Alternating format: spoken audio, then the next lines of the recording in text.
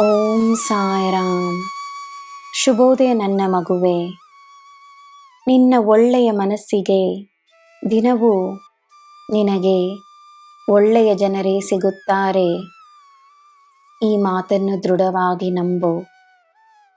ನನ್ನ ಮಾತು ಸತ್ಯ.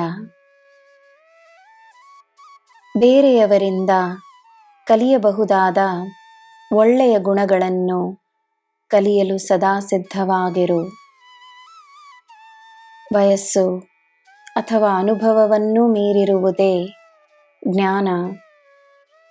ಜ್ಞಾನವನ್ನು ಯಾರು ಬೇಕಾದರೂ ನೀಡಬಹುದು. ಕಲಿಯಲು ಸಿದ್ಧವಾಗಿದ್ದರೆ ಜ್ಞಾನವನ್ನು ಯಾರಿಂದ ಬೇಕಾದರೂ ಪಡೆಯಬಹುದು. ನಿನ್ನ ಜ್ಞಾನ ನಿನ್ನ ಬೆಳಕಾಗಿರಲಿ. ನಿನ್ನ ದಿನ ಶುಭವಾಗಿರಲಿ. ಸರ್ವಂ ಸಾಯಿಮಯಂ. ಜೈ ಸಾಯಿರಾಮ್.